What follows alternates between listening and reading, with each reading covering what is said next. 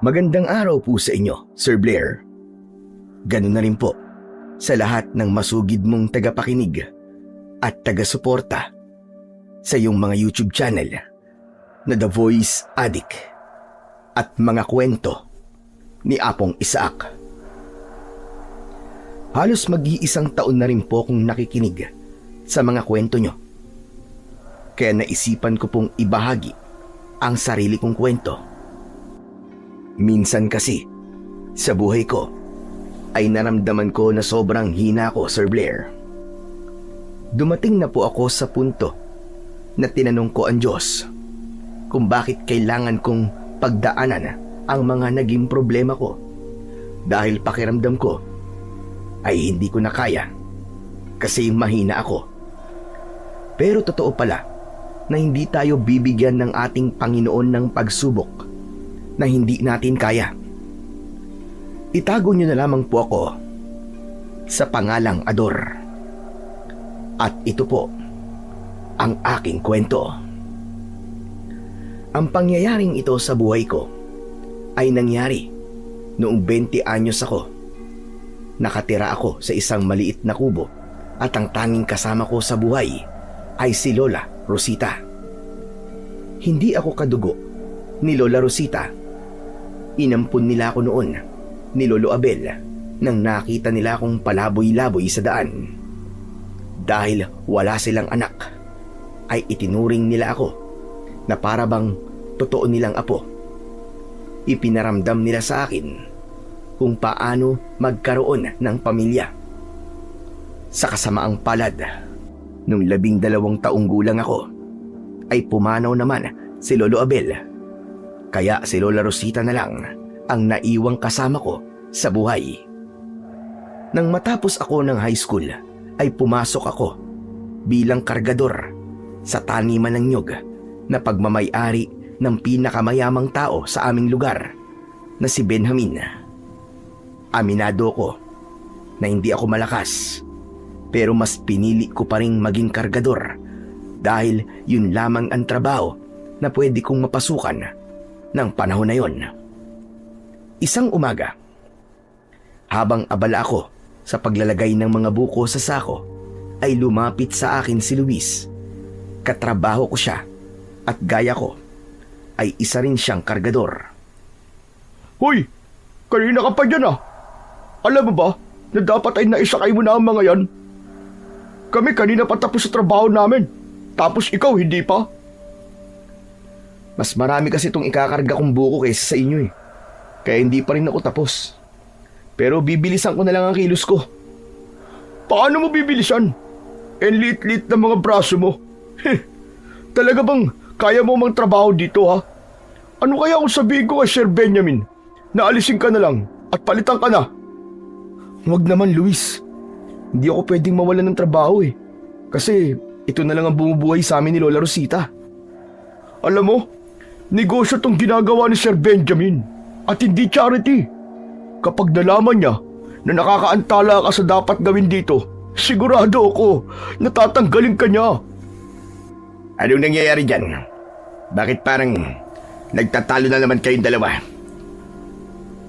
Sir Benjamin, wala po to. May sinasabi lang po sa akin si Luis. Sir, ito kasi si Ador eh. Sobrang kupad kong kumilos. Daig pampagong sa bagal. Tapos na po naming ikarga yung mga buko sa truck. Pero itong si Ador, hanggang ngayon, hindi pa yata nangangalahati sa dapat niyang gawin. Sir, alam mo, naaabala ang trabaho ng ibang kargador dito nang dahil dyan kay Ador eh. Bakit kasi parang mas madami ang ikakarga niya kumpara sa inyo? Ano kasi sir eh? Ang mabuti pa, ay tulungan mo na lang siya para matapos na yan.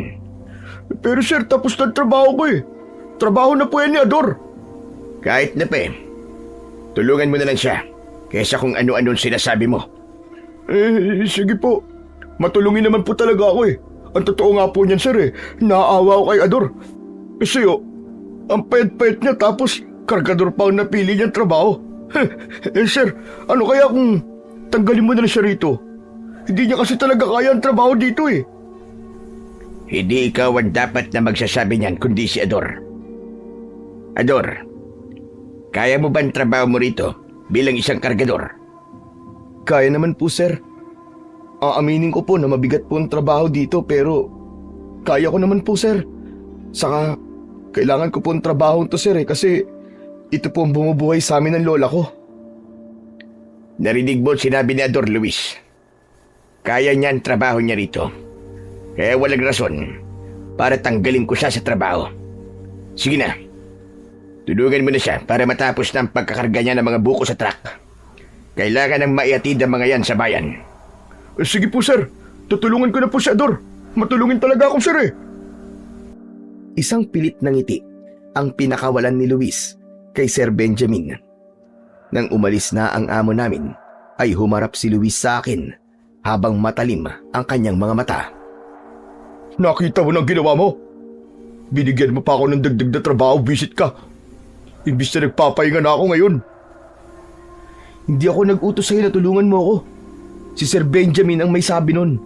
Saka, bakit ba palagi mo na lang akong pinag-iinitan? Wala naman akong ginagawang masama sa'yo ah. Eh paano?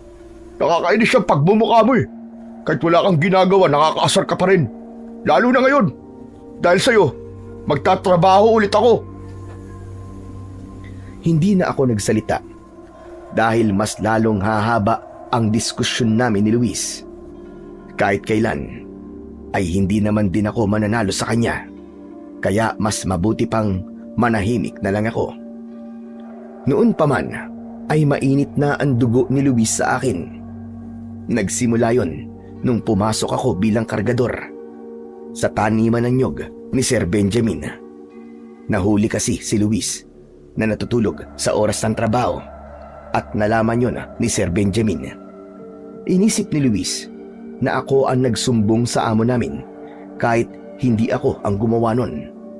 Alam ko na may ibang trabahador ang nagsumbong sa kanya. Magmula noon ay palagi na akong pinag-iinitan ni Luis. Ganun pa man, ginagawa ko ang lahat para umiwas sa kanya dahil ayoko ng gulo. Wala rin akong lakas ng loob na labanan si Luis dahil alam kong hindi ako mananalo sa kanya, lalo na't mas malaki ang katawan niya kumpara sa akin.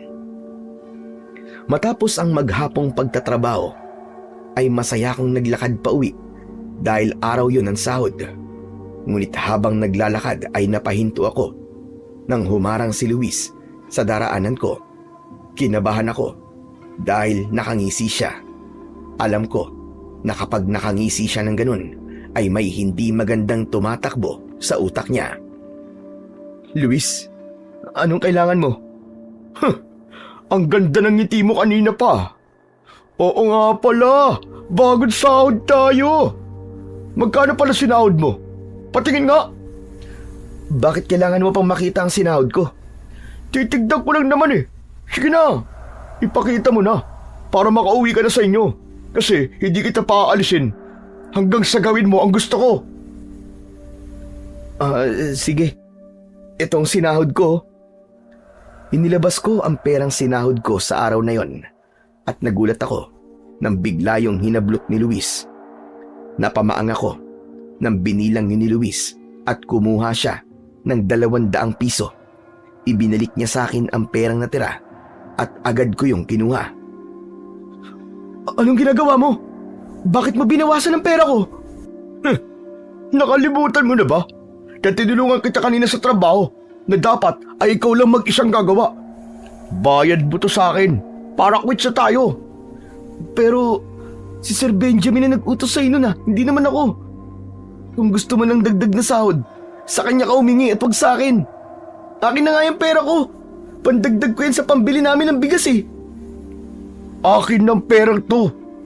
Kaya sa susunod, kung ayaw mong bawasan ko ang sahod mo, ay wag mong hahayaan na tulungan kita sa trabaho mo. Luis naman, nakikiusap ako sa'yo. Ibalik mo sa akin ang pera ko. May mga utang pa kaming kailangan bayaran ni Loli. Napakalaking bagay na para sa amin ang 200 piso na yan. Sige, bibigyan kita ng pagkakataon na makuha ang pera to. Baka kasi isipin mo na napakasama akong tao eh. Meron akong ipapagawa sa'yo. Ano yun? Simple lang naman. Lumuhod ka sa harap ko At saka ka magmakaawa na ibalik ko tong pera sa'yo. Madali lang naman yun, di ba? Pero may mga tao sa paligid, Luis eh. Makikita nila ako eh. Yun nga maganda eh. Yung maraming makakakita na nagmamakaawa ka sa akin. O ano, gagawin mo ba o hindi?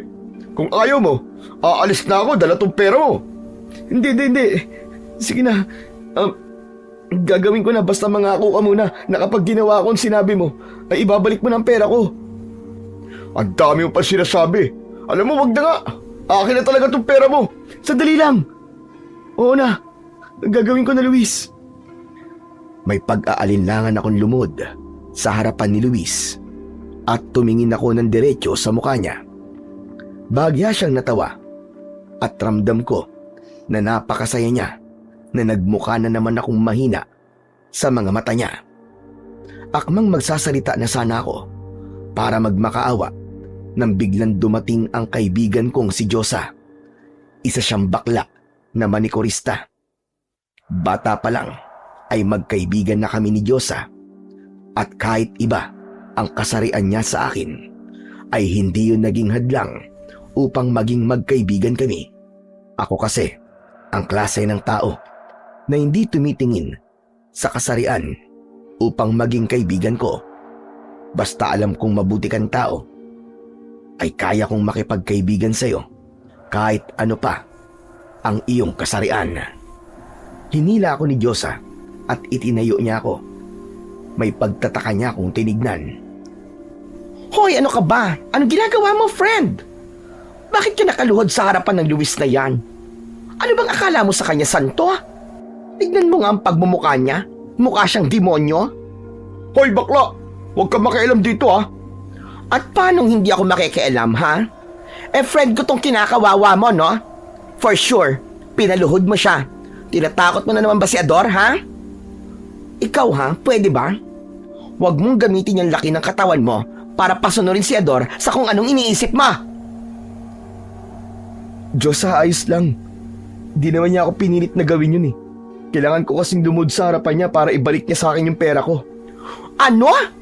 Ninakaw ng lalaki niya ng pera mo? Hindi ko ninakaw ah. Bayad niya yun sa akin dahil tinulungan ko siya sa trabaho niya kanina doon sa taniman ng nyog. Luis, ginawa ko na yung gusto mo. Baka pwedeng ibalik mo na sa akin ang pera ko. Ano ginawa? Ang usapan, luluhod ka at magmamakaawa. Lumuhod ka lang naman eh. Hindi ka naman nagmakaawa eh. At talagang napakasama mo palang hayop ka. Pera yan ng kaibigan ko, tapos ang gusto mo ay magmamakaawa siya sa'yo para makuha niya yan? Hoy!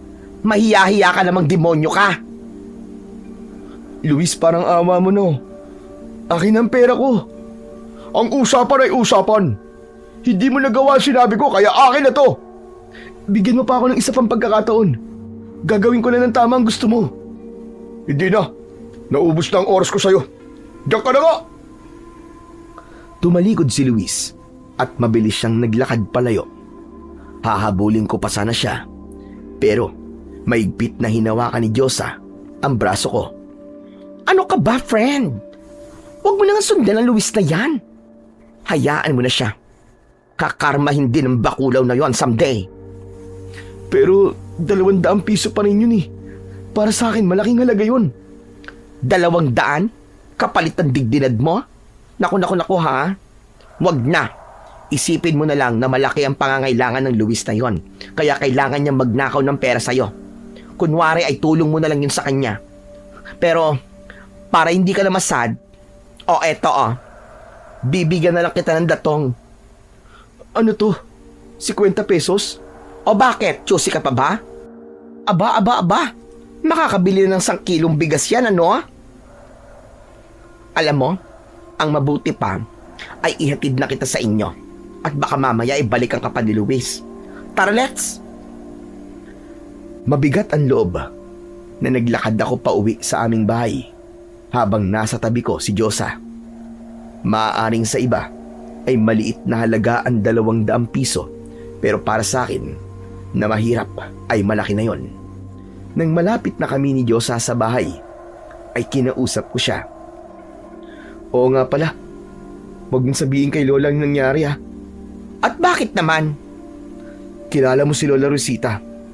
Maawa lang yun sa akin. Malulungkot siya kapag nalaman niya na may hindi na naman magandang ginawa si Luis sa akin. Friend naman kasi, ano ka ba? Bakit hindi mo labanan si Luis? Malaki lang ang katawan niya, pero mahina talaga siya. Kering-keri mo siyang balasahin. Alam mo namang di ako marunong makipag-away eh. Saka, ikumpara mo nga tong katawan ko sa katawan niya. Baka isang suntok lang nun sa akin eh, tulog na kagad ako. Mahina talaga ang loob mo. Pero kung magtitiwala ka lang sa self mo, sure ako na kaya mong labanan ang Luis na yon. Malakas kasi ang loob niya na awayin ka kasi alam niya na hindi ka pumapalag. Huwag ka lang nga maingay. Malapit na tayo sa bahay namin eh, baka mamaya marinig ka pa ni Lola. Tumahimik na si Diyosa hanggang sa pumasok na kami sa bahay namin. Napatayo si Lola mula sa pagtitiklop ng mga damit para sulubungin ako. Nagmano kami ni Diyosa sa kanya. Pagkasama mo pala itong maganda mong kaibigan na po. Yan ang gusto ko sa inyo, Lola eh. Hindi ka marunong magsinungaling. Ano palang ginagawa mo rito? Hinatid ko lang po itong friend ko at kanina ay nakita ko na nakaluhod sa harapan ni Luis. Mabuti po't dumating ako. Dahil kung hindi, nako, ewan ko na lang. Nakakaloka talaga yung apo nyo. Lahat ng sabihin ni Luis ay ginagawa niya. Pinagliba siya sa robot. Diyosa, bunganga mo naman. Ay, sorry friend. Hindi ko napigilan ang bibig ko. Sorry talaga. Naisplok ko ng lahat. Ador, totoo ba ang sinasabi ni Diyosa? Nakaluhod ka raw kanina sa harapan ni Luis. Sandali lang po ha. I think hindi na ako kailangan dito. Babo na po sa inyong dalawa. Nakalimutan ko. Meron pa pala akong customer na magpapamanicure sa akin. Bye-bye, friend. Bye, Lola Rosita. Nagmamadaling umalis si Diyosa. Alam ko na sinadya niyang sabihin kay Lola ang nangyari kanina at hindi totoong nadulas lang siyang sabihin ang ginawa sa akin ni Luis. Tumingin si Lola Rosita sa akin na para siyang isang imbestigador. Anong nangyari, Apo? Bakit ka lumuhod sa harapan ni Luis? Ano po kasi, gusto ko lang po sanang makuha yung pera ko na inagaw niya po sa akin. Inutusan po kasi siya ni Sir Benjamin na tulungan po ako sa trabaho. Yun, bayad ko raw po yun sa kanya. Tapos sabi ni Luis para ibalik niya daw yung pera ko, kailangan daw lumuda ko sa harapan niya at magmakaawa. Kaya lang hindi ko po nagawang magmakaawa sa kanya kaya hindi niya po binalik yung pera ko. Magkano ba yung pera kinuha ni Luis sa'yo? At kailangan mo pang lumuhod para lang babawi yun sa kanya? 200 pesos po. Ano ka ba? Sa ganung halaga ay nagpauto ka kay Luis. Apo naman, matanda ka na. May isip ka na. Hindi ka na dapat nagpapauto kay Luis dahil alam kong kilala mo na siya. Sigurado ko na kahit gawin mo ng maayos ang gusto niya, ay hindi pa rin niya ibabalik sa'yo ang pera mo. Sinubukan ko lang naman po eh. Kahit 200 lang po yun la. Malaking halaga na po yun. Pabili na po natin sana ng bigas yun eh. Ang mabuti pa, ay kausapin ko na si Luis ngayon. Kailangan niyang mapagsabihan para hindi niya na yun gawin ulit sa'yo. Huwag na po la. Parang hindi niya naman po kilala si Luis. Hindi po yun makikinig sa inyo. Mas lalo lang po niya akong pag-iinitan sa trabaho. Bakit kasi hindi ka lumaban? Ipakita mo sa kanya na hindi kanya pwedeng tapak-tapakan na lang. Sana po madali lang gawin yung sinasabi niyo, la. Pero hindi po ganun kadaling labanan si Luis. Marami po siyang kaibigan doon sa taniman ninyo. Pagtutulungan po nila ako. Naaawa na kasi ako sa'yo, Ador Apo. Napakabuti mo. Pero ganyan ang isinusukli sa'yo ng mga tao. At bilang lola mo, masakit para sa akin na malaman na may mga umaapi sa'yo. Tapos wala akong magawa para ipagtanggol ka. Huwag niyo po akong intindihin la. Ayos lang po ako. Kaya ko naman po ang sarili ko eh. Saka, sanay na rin naman po ako kay Luis. Ang importante, hindi po niya ako sinasaktan ng pisikal. Ang mabuti pa po, ay magsasaing na po ako para makakain na po tayo mamaya. Bibili lang po ako ng itlog at sardinas sa tindahan at gagawin kong torta para may ulam po tayo. Saka, ito po pala yung natira sa sahod ko. Bayaran niyo na po yung kalahati ng utang natin kay Aling Maria. Sabihin niyo po na yung kulang ay sa susunod na pagsahod ko na lang po. Ngumiti ako kay Lola Rosita para ipakita sa kanya na ayos lang ako. Tumalikod na ako at nagtungo ako sa kusina para magsaing. Sinadya kong tapusin na ang aming pag-uusap dahil alam ko na kung hahaba pa yun ay iiyak na ang lola ko. Pagdating kasi sa akin ay malambot ang puso niya. Alam ko na kung malakas pa siya ay sigurado ko na siya ang mangungunang ipagtanggol ako sa mga taong umaapi sa akin. Pagsapit ng 7:00 ng gabi ay naghain na ako ng hapunan. Maya-maya pa ay magkasabay na kaming kumakain ni Lola Rosita. Oo nga pala. Huwag ka naglumabas siya at baka makasalubog mo sa daan yung aswang. Mahirap na. Kahit ilang buwan lang nakalilipas simula ng huli niyang pag-atake, ay hindi pa rin tayo sigurado na wala na siya rito sa lugar natin. Hindi naman po talaga ako lumalabas kapag gabi na eh. Nagpapaalala lamang ako sa'yo. Pero sino po kaya yung aswang dito, no? Parang binatilyo pa yata ako nang may napapabalita na rito na pinatay ng aswang eh. Hindi ko rin alam. Kaya nga mas makabubuti kung mag-iingat tayo palagi, lalo na tuwing gabi. Lahat ng nakatira sa lugar namin ay alam ang tungkol sa aswang na yon. Kahit noong nag-aaral pa ako, ay naging paborito na panakot sa amin ng matatanda ang aswang. Sinabi nila na kung magpapagabi kami sa labas, ay hindi malabong kainin kami ng aswang na yon. Kaya naman, hanggang sa panahon na yon, ay patuloy kaming natatakot dahil hindi pa rin nahuhuli ang aswang na marami-rami nang nagiging biktima sa aming lugar at sa mga kalapit naming barangay. Madaling araw na at mahimbing akong natutulog. Magkatabi kami ni Lola Rosita sa pagtulog sa papag. Kaya nang naalimpungatan ako at wala si Lola sa tabi ko, ay napabalikwas ako ng bangon. Binuksan ko ang ilaw at nang nalaman kong wala siya sa loob ng bahay, ay lumabas ako para hanapin siya. Umikot ako sa paligid ng bahay pero hindi ko pa rin nakita si Lola. Saan naman kaya nagpunta si Lola ng ganitong oras? Siya pa itong nagpaalala sa akin tungkol sa aswang tapos siya rin pala lalabas kahit madilim pa. Nagdesisyon akong ipagpatuloy ang paghahanap kay Lola Rosita. Paalis na sana ako nang nakita ko si Lola na naglalakad palapit. Nagulat siya nang nakita niya ako at walang imik siyang pumasok sa bahay. Agad ko siyang sinundan. Naabutan ko siya sa kusina na umiinom ng tubig. Tagaktak ang pawis ng mukha niya at bahagya siyang hinihingal. Saan ka po galing? At parang pagod na pagod po kayo. Nagpahangin lang ako sa labas. Hindi kasi ako makatulog kaya naglakad-lakad ako. Pero lang di po ba sabi niyo sa akin di dapat tayo lumalabas kapag madilim na? Bakit po kayo lumabas? Paano po kung nakita niyo yung aswang? Hindi naman niya ako nakita eh. Saka ligtas ako nakabalik. Kaya huwag ka nang mag-alala. Hala, sige na. Matulog na ulit tayo at maaga kapag gigising babaya.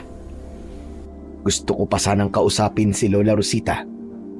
Pero nauna na siyang bumalik sa pagkakahiga. Wala na akong nagawa kundi ang tumabi sa kanya at natulog na rin ako. Kinabukasan ay kinausap ko si Lola Rosita. Pinagsabihan ko siya na wag na siyang lalabas ng alanganing oras dahil patuloy pa rin ang banta ng aswang sa aming lugar. Nangako siya sa akin na hindi niya na yun gagawin. Maya-maya pa ay nagtungo na ako sa taniman ng nyug para magtrabaho.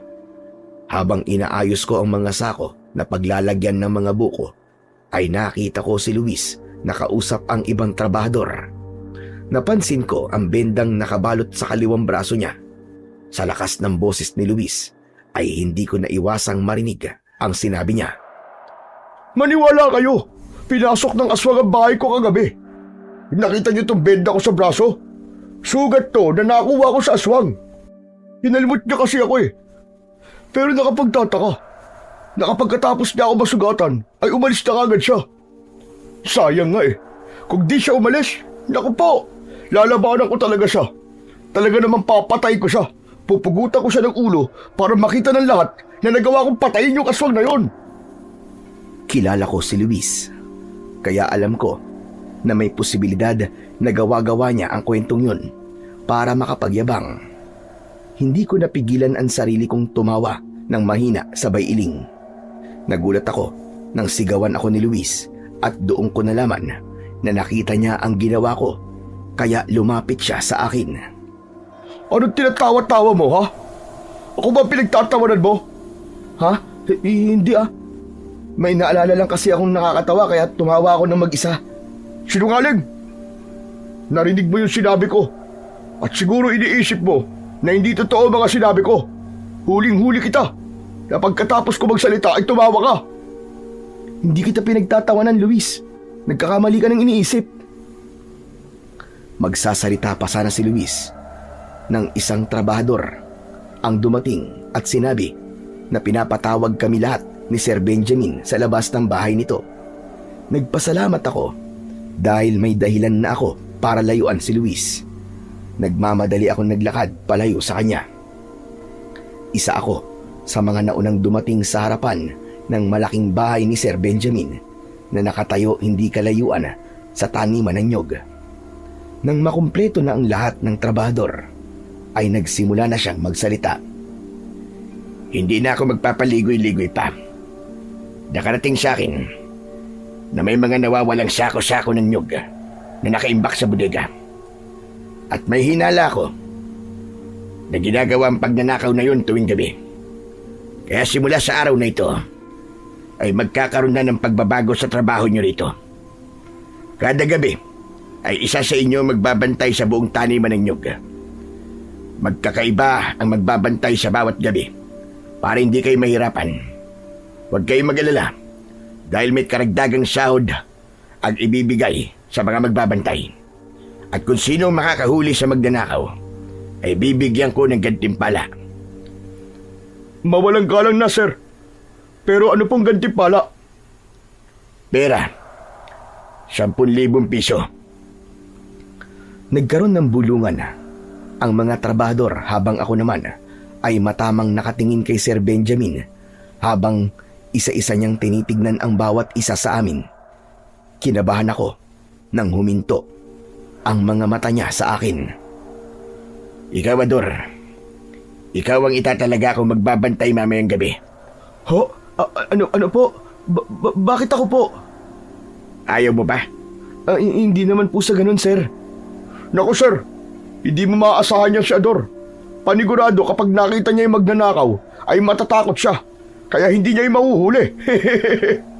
Tumahimik ka, Luis. Hindi ka ang kinakausap ko.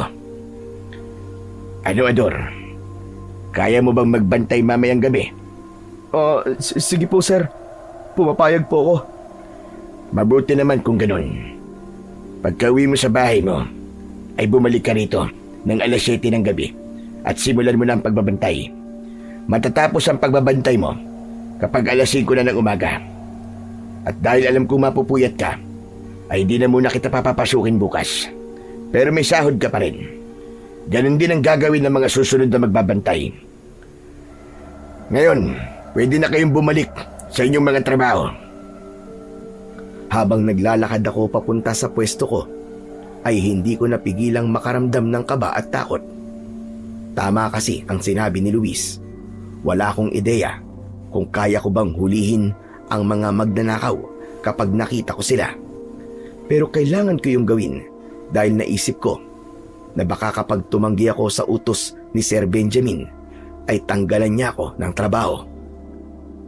Buong maghapon akong naglagay ng mga buko sa sako at nagbuhat ng mga yon. Hindi ko namalayan ang paglipas ng oras hanggang sa sumapit na ang aming uwian. Pagdating ko sa bahay ay agad kong sinabi kay Lola Rosita ang pagbabantay ko sa taniman ng nyug mamayang gabi. Kaya mo ba ang trabaho na yon? Sa totoo lang po, Lola, hindi ko alam eh. Nahiya lang po akong tumanggi kay Sir Benjamin eh. Kapag mga ganong pagkakataon ay hindi ka dapat nahihiya. Sinasabi mo dapat kung kaya mo o hindi ang isang bagay. Hayaan niyo na po, La. Wala naman po sigurong masamang mangyayari sa akin mamaya. Saka isang gabi lang naman po yun. Sa susunod na mga gabi ay hindi na po ako magbabantay. Siguro naman po ay mahuhuli na yung mga magnanakaw bago ulit dumating ang gabi na kailangan ko ulit magbantay. Ikaw ang bahala. Basta't mag-iingat ka lamang. Maya-maya pa ay magkasabay na kaming kumain ng hapunan. Ilang minuto bago sumapit ang 7:00 ng gabi ay bumalik na ako sa taniman ng nyug para magbantay. Naglakad-lakad ako at tinignan ko ang mga lugar na pwedeng pagtaguan ng kung sino man. Nagpunta rin ako sa bodega at umikot ako sa paligid nun. Makalipas ang ilang oras, ay nanatili namang tahimik ang paligid. Patuloy ako sa pag-iikot hanggang sa nakita ko na may isang lalaki ang lumabas sa bodega. May tulak siyang kariton na naglalaman ng sako-sakong mga nyug. Yung magnanakaw! Kailangan ko siyang huliin! Isang 2x2 na kahoy ang nakita ko na nakasandal sa puno ng nyug. Kahit may takot akong naramdaman, ay kinuha ko ang kahoy at patakbo kong lumapit sa magnanakaw. Ang inisip ko ay ang 10,000 piso na maaari kong makuha sa sandaling mahuli ko ang magnanakaw. Malaki kasi ang maitutulong ng perang yon sa amin ng lola ko. Nang malapit na ako sa magnanakaw, ay napansin niya ako. Tumingin siya sa akin, pero dahil may suot siyang bonnet mask sa ulo, ay hindi ko nakita ang kanyang muka. Hoy! Ibalik mo yung mga ninakaw mo sa bodega! Ang kapal ng mukha mo magnakaw! Ang laki-laki ng katawan mo! Bakit di ka magtrabaho na marangal? Napaatras ako nang mabilis nang lumapit ang magnanakaw sa akin. Hahampasin ko sana siya ng kahoy, pero nagawa niyang hawakan ng kahoy bago pa yun lumapat sa kanyang ulo. Hinila niya ang kahoy at nang naagaw niya yon, ay malakas niya yung ipinukpok sa ulo ko. Nabuwal ako at umikot ang paningin ko. Malakas akong sinipa ng magnanakaw sa tiyan at mas lalo akong nanghina. Pero naisip ko na kung hindi ako lalaban ay baka patayin ako ng magnanakaw. Nang muli niya akong sisipain ay hinawakan ko na ang paa niya at hinila ko yun. Nawalan siya ng balanse at nang matumba siya ay mabilis akong pumaibabaw sa kanya. Hinila ko ang bonnet mask niya at natigilan ako nang malaman ko na si Luis ang magnanakaw. Luis? Ikaw ang magnanakaw? Kahit kailan talaga, peste ka sa buhay ko! Malakas akong sinuntok ni Luis sa muka. Mas lalo akong nahilo. Itinulak niya ako at nang tumayo siya ay sinipa niya ako sa muka. Nataranta si Luis nang umalingaw-ngaw ang malakas na sigaw ni Sir Benjamin. Nagmamadali siyang tumakbo at mabilis siyang nawala sa paningin ko. Tatayo pa sana ako pero biglang dumilim ang paligid at tuluyan na akong nawalan ng ulirat. Nang bumalik ang malay ko ay nasa bahay na ako. Nakahiga ako sa papag at ang una kong nakita ay si Lola Rosita na namumugto ang mga mata. Agad kong naramdaman ang pananakit ng aking katawan, lalo na sa ulo ko. Bahagya ng maliwanag sa labas, kaya nalaman ko na malapit nang mag-umaga. Apo ko, mabuti naman at nagising ka na. Lola, buhay pa po ba ako? Abay, oo naman. Inihatid ka rito ng mga tanod. Inutusan sila ni Sir Benjamin na iuwi ka rito. Yung mga tanod din na nagsabi sa akin ng nangyari. Binugbog ka raw nung magnanakaw sa taniman ng nyog. Nahuli po ba si Luis? Si Luis? bakit si Luis ang uhulihin? Abay, sandali. Si Luis bang magdanakaw? Opo, Lola. Si Luis po. Naalis ko po yung suit niya sa ulo niya kaya nakilala ko po siya. Napakawalang ya talaga ng taong yon. Tapos nagawa ka pa niyang bugbugin. Pero hindi bale. Ang importante ay buhay ka at nakilala mo na si Luis ang magnanakaw. Kailangan mo lang makausap si Sir Benjamin para masabi mo sa kanya ang nalaman mo. Biglang may kumatok sa pinto. Kaya iniwanan muna ako ni Lola Rosita para buksan yun. Pinilit ko naman bumangon at umupo ako sa gilid ng papag. Pagbukas ni Lola ng pinto ay nanlaki ang mga mata ko nang malaman kong si Luis ang nasa labas.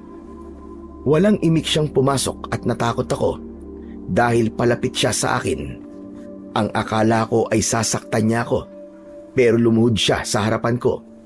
Hinawakan niya ang isa kong kamay at naluluwa siyang tumingin sa mga mata ko. Alam kong hindi mo pa nasasabi kay Sir Benjamin na ako ang magnanakaw. Parang awa mo na, Ador. Huwag mo akong isumbong sa kanya. Ayoko makulong. Ayaw mo palang makulog na muho ka. Pero gumawa ka ng krimen. Alam mo ba, Luis? Gustong-gusto na kitang saksakin ng kutsilyo ngayon din. Dahil sa ginawa mo sa apo ko. Magpasalamat ka dahil nakapagpipigil pa ako. Tingnan mo ang itsura ni Ador. Halos hindi ko na siya makilala dahil sa pambubugbog mo sa kanya. Alam ko po, mali po ang ginawa ko kay Ador. Nataranta ako kaya ako siya nasaktan. At nagawa ko lang ang pagdanakaw na yun dahil nagpadala na sulat ang kapatid ko sa akin. Nasa ospital ang tatay namin na nasa Maynila Kailangan niya maoperahan sa lalong madaling panahon. Kaya naisipan ko magnakaw ng mga buko at ibenta mga yun. Kay Sir Benjamin mo sabihin ang lahat ng yan. At siya na ang bahalang magdesisyon kung ano dapat niyang gawin sa'yo. Pero sigurado ako, nakakasuhan ka niya at makukulong ka. Dapat lang yun sa'yo. Dahil puro kasamaan na lang ang ginagawa mo rito, lalo na kay Ador. Nagsisisi na po ako sa mga nagawa ko kay Ador. Ador, maniwala ka. Magbabago na ako. Huwag mo lang akong isumbong kay Sir Benjamin, parang awa mo na. Nagawa ko lang naman yun dahil nasa ospital ang tatay ko At dapat sa mga kagaya mo ay hindi pinapatawad. Mas mabuti na maturuan ka ng leksyon para magtanda ka. Lola, teka, nakakaawa naman po si Luis. Nararamdaman ko po na nagsasabi po siya ng totoo. Ano ka ba? Naaawa ka pa sa damuho na yan. Tingnan mo nga ang sarili mo sa salamin at baka mas maawa ka sa sarili mo kapag nakita mo kung anong itsura mo. At kahit nagsasabi pa siya ng totoo, hindi sagot ang pagnanakaw para mailigtas niya ang buhay ng tatay niya. Tumingin ako kay Luis at hindi ako makapaniwala na magmamakaawa siya sa akin ng ganong katindi. Naramdaman ko ang takot niya. Alam ko na biktima lang siya ng sitwasyon niya at kung may ibang paraan ay hindi siya magnanakaw. Pinapatawad na kita, Luis. Huwag ka mag-alala dahil hindi ko sasabihin kay Sir Benjamin na ikaw yung magnanakaw. Pero mangako ka sa akin na hindi mo na ulit gagawin yon at magbabago ka na. Oh, nangangako ko sa'yo na hindi na ulit ako magnanakaw at magiging mabuting tao na ako. Magiging mabait na ako sa'yo. Maraming salamat, Ador. At sana, mapatawad mo pa ako sa lahat ng mga nagawa ko sa'yo. Patawarin mo ako. Nagsisisi na talaga ako. Kulang na lang ay yakapin ako ni Luis ng sandaling yon. Napailing si Lola Rosita habang nakatingin sa akin at alam kong tutol siya sa naging desisyon ko. Hindi nagtagal ay umalis na si Luis. Umasa ako na tutuparin niya ang kanyang mga pangako. Bago siya umalis ay sinabi ko rin sa kanya na kung makikita ko na ginagawa pa rin niya ang hindi magandang bagay na yon na ginawa niya noon, ay hindi ako magdadalawang isip na isumbong siya kay Sir Benjamin. Walang masama sa pagiging mabait, Ador. Pero yung pagiging mabait mo ang magpapapahamak sa'yo. Hindi ako makapaniwala na matapos ng lahat na ginawa sa ni Luis, ay patatawarin mo siya. Hindi lang yon. Pagtatakpan mo rin siya sa krimen na ginawa niya. Alam ko po na masasabing katangahan po ang ginawa ko, Lola. Pero gusto ko pong bigyan ng pagkakataon si Luis para magbago. Baka po kasi may mga napagtanto siya sa mga nangyari, lalo na alam niya na maaari po siyang makulong. Huwag po kayo mag-alala, dahil kung sakaling gumawa ulit siya ng masama, ay isusumbong ko na talaga siya kay Sir Benjamin. Matapos yun, ay pinagpahinga na ulit ako ni Lola Rosita dahil sa bigat ng pakiramdam ko ay agad akong nakabalik sa pagtulog. Bandang tanghali na nang nagising ako. Kumain na kami ni Lola ng pananghalian at pagkatapos ay may isang trabahador mula sa taniman ng nyog ang dumating. Aniya ay pinapatawag daw ako ni Sir Benjamin. Alam ko, nakakausapin ako ng amo namin upang itanong kung nakilala ko ba kung sino ang magnanakaw. Kaya kahit masakit pa ang buong katawan ko, ay nagtungo ako sa bahay ni Sir Benjamin. Pagdating doon, ay pinaupo niya ako sa malambot na sofa sa kanyang sala. Ikinalulungkot ko nangyari sa'yo. Pero huwag ka mag-alala.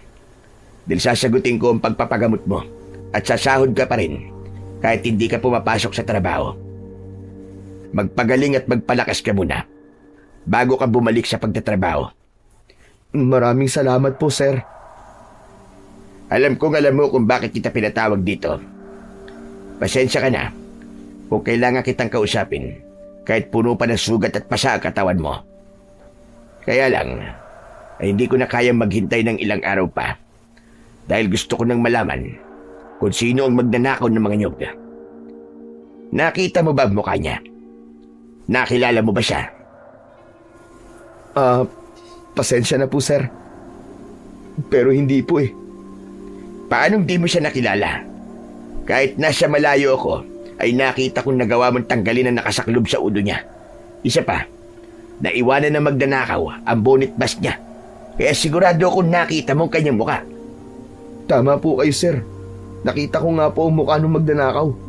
Pero ang problema, hindi ko naman po siya kilala.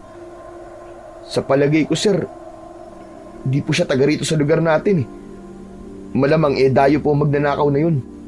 Di ko rin po matandaan ang itsura niya, sir, kasi madilim po ron eh. Sir, pasensya na po talaga kayo kung di ko po kayo matutulungan na matukoy ang katauhan po ng magnanakaw. Ganun ba? Naku, sayang naman pala. Ang buong akala ko pa naman ay makukulong nang walang niyang magnanakaw na yun. Pero hindi bale. Naiintindihan ko kung hindi mo na matanda ng mukha niya. Ang mga pulis na siguro ang bahalang mag-imbestiga. Yun lang naman ang gusto kong itanong sa'yo. Sige na, maaari ka nang umuwi at magpahinga. Nagpasalamat muna ako kay Sir Benjamin bago ko umalis. Pagdating ko sa bahay, ay umupo muna ako sa labas at tumingin ako sa malayo. Sa kabila ng napakaraming pang-aapi na naranasan ko kay Luis, ay wala akong pinagsisisihan sa naging desisyon ko at wala akong ibang gustong mangyari kay Luis kundi ang magbago na siya ng tuluyan. Habang nakaupo ako sa labas, ay tinawag ako ni Lola Rosita. Pumasok ako sa bahay namin at nakita ko si Lola na nakaupo sa may hapagkainan. Seryoso ang mukha niya nang umupo ako sa tapat niya. Nagkausap na ba kayo ni Sir Benjamin? Hindi mo ba talaga isinumbong si Luis? Hindi po, Lola. Habang wala ka, ay pinag-isipan ko desisyon mong yon. Napagtanto ko na kaya gano'n na naging pasya mo ay dahil masyado kang mabait. Ador, gaya ng sinabi ko sa iyo, ay walang masama sa pagiging mabait. Ngunit lahat ng bagay kapag sobra ay hindi na maganda. Kapag sobrang kabaitan mo, ay malaki ang posibilidad na abusuhin ka ng marami Alam ko rin na hindi mo kayang ipagtanggol ang sarili mo sa mga taong mag-aabuso sa iyo dahil ang totoo ay mahina ka. Sandali lang po. Saan po ba papunta tong pag-uusap natin, Lola? Bata ka pa lang ay alam kong marami na ang umaapi sa iyo dahil ang tingin nila sa iyo ay mahina. Alam nila na hindi mo sila lalabanan. Pagod na akong makita kang nasasaktan na po. Ayoko nang malaman na may nang aapi sa iyo. At ang gusto ko, simula sa araw na ito, ay magkakaroon ka na ng kakayahan na ipagtanggol ang sarili mo. Marami pong salamat sa mga sinabi niyo, Lola, pero hindi ko po talaga maintindihan ang gusto niyo sabihin eh. May isang bagay akong ibibigay sa iyo.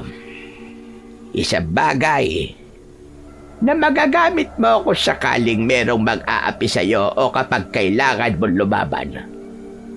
Akin na ang kaliwang kamay mo.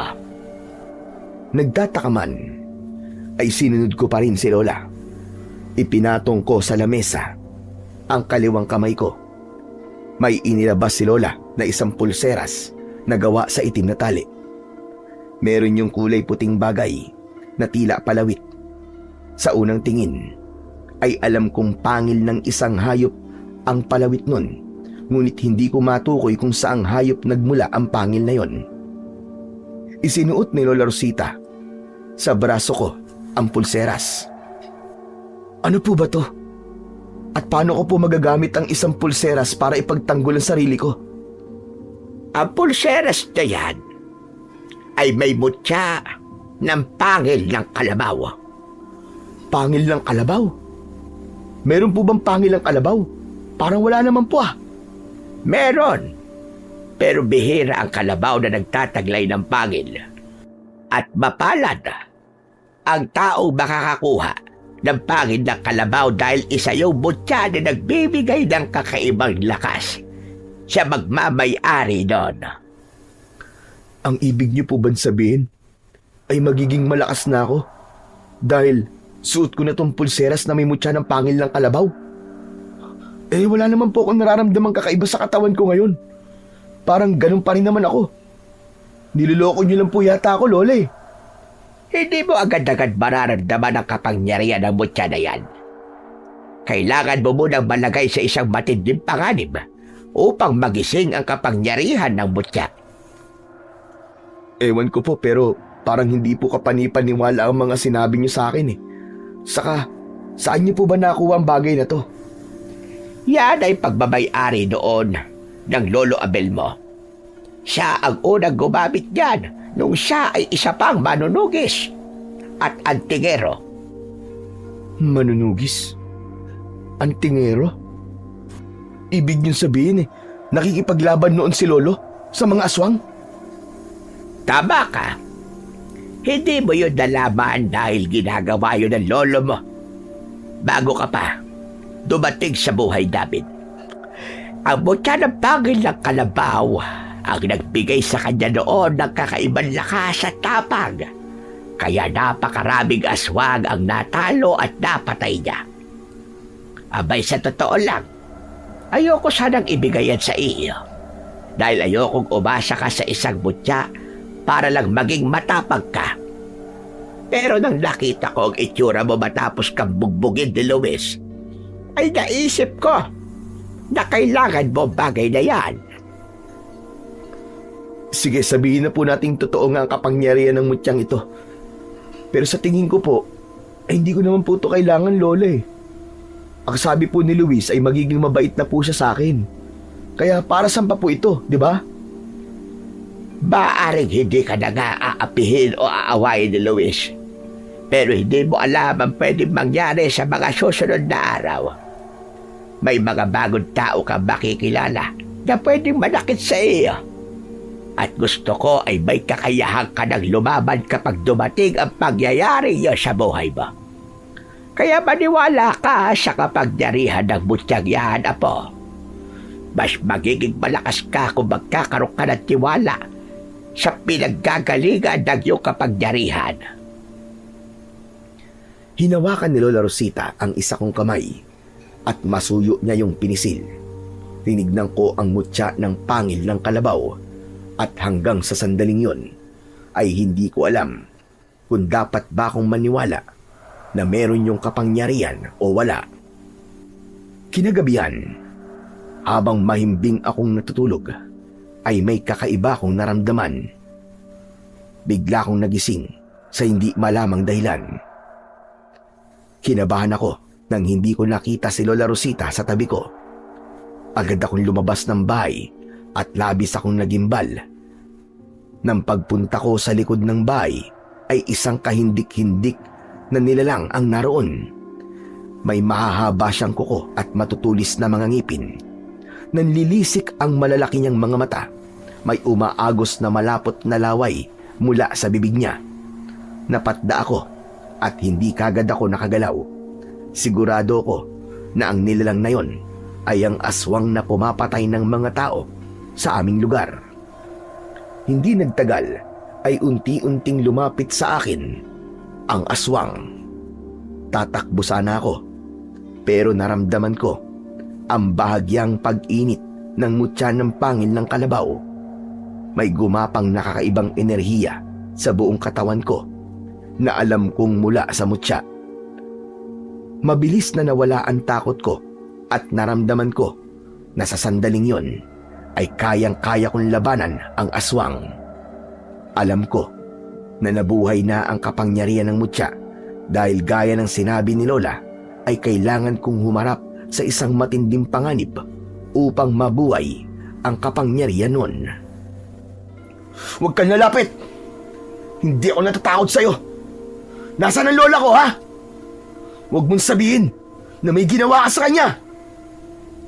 Malakas na umangil ang aswang, saka siya mabilis na sumugod papunta sa akin. Inihanda ko ang sarili ko. Kahit wala kong hawak na sandata, ay alam ko na kayang-kaya ko siyang talunin gamit lamang ang sarili kong lakas.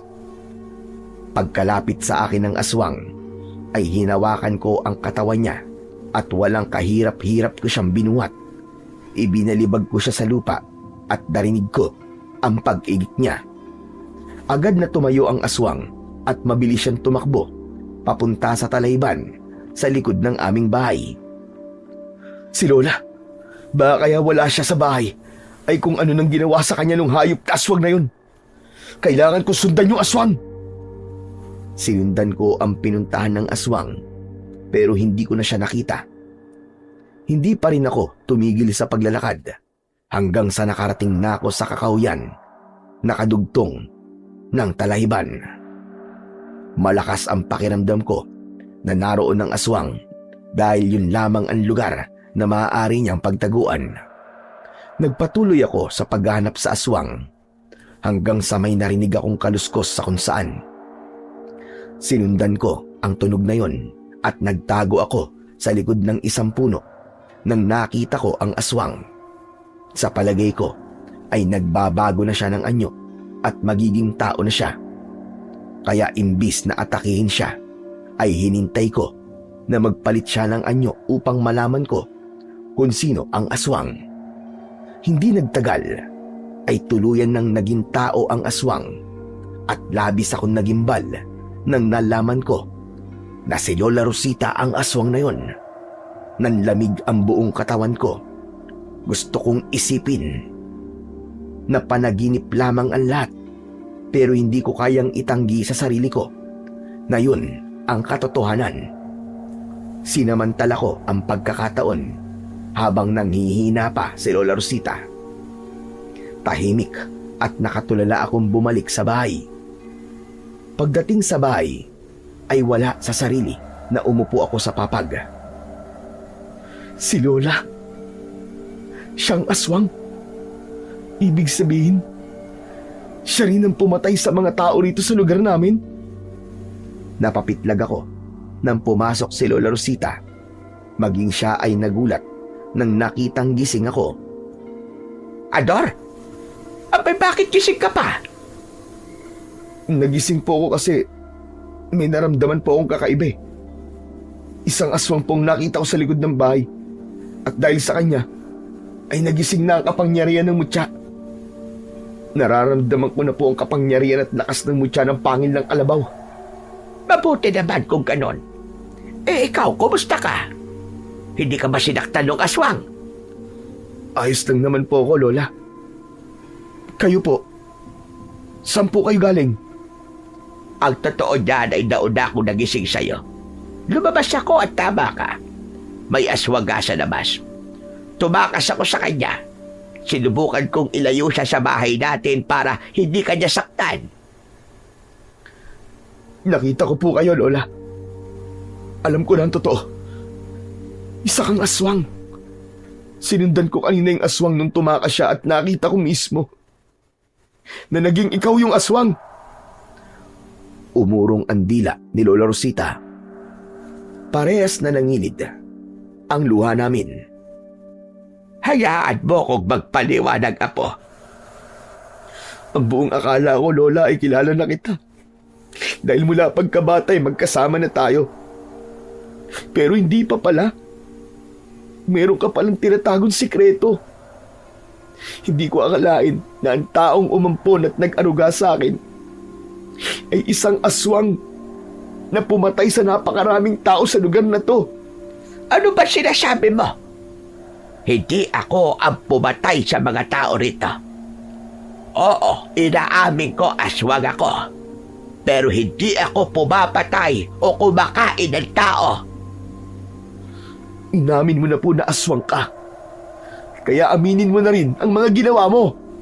Hindi ako ang aswang na pumapatay sa mga tao sa lugar na ito. May iba pang aswang na gumagawa nun. Kung hahayaan mo kung magpaliwanag ay sigurado ko na mas maiintindihan mo ang lahat. Hahayaan po kitang magpaliwanag. Pero sa pagkakataon na to, ay ayoko na po ng kasinungalingan. Nangangako ako. Walang halong kasinungalingan na sasabihin ko sa'yo. Tama ka. Isa nga akong aswang. Nang nakilala ko ang Lolo Abel mo, nung isa pa siyang manunugis, ay pinago ko ng kanyang pagmamahal. Tinanggap ako ng lolo mo kahit meron akong madilim na pagkatao. Siya ang nagturo sa akin kung paanong mabuhay bilang isang aswang na hindi kailangan pumatay ng tao. Naging matyaga siya sa akin at nagtagumpay ang lolo mo na baguhin ako. Nang dahil sa kanya, natuto akong mabuhay nang hindi na kailangan pumatay at kumain ng tao. Kaya hindi ako ang aswang na pumatay sa mga tao sa lugar na ito. May iba pang aswang dito at nararamdaman ko na nakikisalamuha siya sa atin na parang isang normal na tao. Nang sandaling yon, ay tuluyan ng umawala ang luhang kanina ko pa pinipigilan. Naramdaman kong totoo ang lahat ng sinabi ni Lola Rosita at nang dahil doon ay mabilis na naglaho ang pagdududa at takot ko para sa kanya. Lumapit ako sa kanya at mahigpit ko siyang niyakap. Naniniwala po ako sa inyo, Lola. Patawad po kung pinagdudaan po kita. Bilang apo nyo, ay dapat alam kong hindi nyo kayang pumatay ng tao. Dahil yung pag-ampun nyo pa lang po sa akin ni Lolo at pagbibigay nyo sa akin ng pagmamahal ay isang malaking patunay na mabuti kayo. Hindi mo kailangang humingi ng tawad sa akin, Apo. Dahil naiintindihan ko ang naging reaksyon mo. Alam kong nagulat ka sa mga nalaman mo. Ako ang dapat na humingi sa iyo ng tawad dahil naglihim ako sa iyo. Natakot kasi ako na baka hindi mo ko matanggap at matakot ka sa akin kapag nalaman mo na isa akong aswang. Salamat po. Maraming salamat po sa pagpapalaki at pag-aalaga niyo po sa akin. Walang anuman. Doon pa man ay alam namin ng lolo mo na lalaki kang mabuting tao. Kaya hindi kami nagdalawang isip na ampunin ka.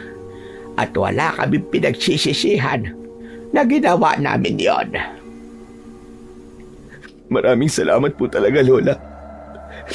Pero meron po pala akong itatanong sa'yo. Naikwento po kasi nun ng Luis na may aswang pong umatake sa kanya. Kayo po ba yun, Lola? Oo. Ako nga ang aswang na umatake sa kanya. Ginawa ko yon dahil gusto kitang iganti sa mga hindi magagandang ginagawa niya sa iyo. Sinugatan ko rin siya sa braso. Pero hindi naman yung malalim. Hindi ko na kasi mapigilan ang sarili ko ng panahon na yon dahil sa galit ko sa kanya. Pero sa susunod huwag niyo na pong gagawin yun Baka kasi may makakilala sa inyo mahirap na. Walang pwedeng ibang makaalam na isa kang aswang dahil paniguradong iisipin ng mga tao na ikaw ang aswang na pumapatay dito sa atin. Huwag kang mag-alala dahil hindi na yung mauulit. Lalo na ngayon na alam kong kaya mo nang ipagtanggol ang sarili mo kasi nagawa mo na gisingin ang kapangyarihan ng mutya ng pangil na kalabaw. Sinadya ko rin talaga na atakihin ka kanina para lumabas ang tapang mo. Ngayon ay naiintindihan ko na ginawa niyo lang yon para mabuhay ang kapangyarihan ng mutya. Pero wala ka po bang hinala kung sino po yung isa pang aswang dito? Sa totoo lang, Apo, ay wala. Kaya mag-iingat ka. Dahil wala tayong ideya sa kung sino ang totoo nating kalaban. Ang gabing yon ay isa sa mga gabi na hinding-hindi ko makakalimutan habang ako ay nabubuhay. Sa gabing yun kasi ay nakilala ko ng lubusan si Lola Rosita at labis akong humanga kay Lolo Abel dahil nagawa niyang mahalin ng isang aswang na kagaya ng lola ko. Isa yung patunay na pagdating sa pag-ibig ay hindi nito nakikita ang mali ng isang tao. Nang dahil sa mutya ng pangil ng kalabaw ay naging mabilis ang pagbawi ko sa aking lakas. Pakiramdam ko ay muli akong ipinanganak nang dahil sa panibagong lakas at tapang na meron ako. Nakabalik na ako sa pagtatrabaho at nakatulong ng gusto ang mutya sa pagiging kargador ko. Hindi na ako nahirapan sa pagbuhat sa mga sako ng buko. Madali ko na yung nadadala sa truck at napansin yun ng mga katrabaho ko, lalo na si Luis. Naging totoo si Luis sa ipinangako niya sa akin. Napansin ko na naging maayos na ang pakikitungo niya sa lahat, hindi lang sa akin. Hindi rin ako makapaniwala na magiging magkaibigan kaming dalawa. Isang hapon ay magkasabay kaming umalis ni Luis sa taniman ng nyog para umuwi. Oo nga pala, hindi pa ulit ako nakapagpapasalamat sa'yo. Para sa naman? Kasi hindi mo ako sinumbong kay Sir Benjamin. Kung sinumbong mo kasi ako, malamang nasa kulungan na ako ngayon. Wala na yun. Basta tuloy-tuloy mo lang ang pagbabago mo Oo naman. Lalo na ngayon na pagtanto ko na napakasarap pala mabuhay nang wala kang inaargabyadong ibang tao. Kumusta na pala ang tatay mo? Ayun, sa huling sulat ng kapatid ko ay naoperahan na raw si tatay at nagpapagaling na siya. Humingi kasi ng tulong ang kapatid ko sa mayor nila ron at sa awa ng Diyos ay tinulungan sila. Tama ang lola mo. Hindi solusyon ng pagnanakaw para mabigyan ng solusyon ng problema natin sa pera. At teka, maiba ako. Napansin ko kasi na ang lakas-lakas mo na ngayon. Dati kasi hirap na hirap kang magbuhat ng isang sako ng buko pero ngayon ay para ka lang nagbubuhat ng isang sakong bulak. Parang mas malakas ka pa yata sa akin ngayon eh. Ano kasi, nag-e-ehersisyo na kasi ako ngayon. Siguro nakatulong din yun kung bakit naging malakas ako. Saka siguro dahil matagal na rin akong kargador. Nasanay na ang katawan ko sa trabaho natin. Bakit ako? Mas matagal akong kargador kaysa sa'yo. Pero hanggang ngayon ay nahihirapan pa rin ako sa trabaho natin.